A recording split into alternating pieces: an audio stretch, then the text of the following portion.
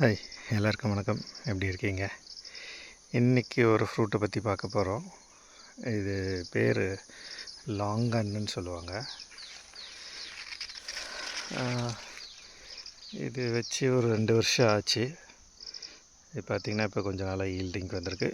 இது பேர் வந்து 4 சீசன் லாங்கன்னு சொல்லுவாங்க.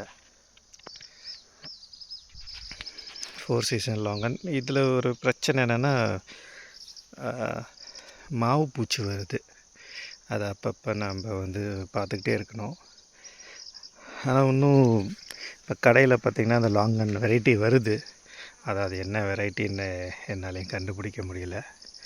ஸ்வீட் ஓகே, சீட் கொஞ்சம் பெருசாக இருக்க மாதிரி இருக்குது, ஃப்ளஷ்ஷு கம்மியாக இருக்க மாதிரி இருக்குது.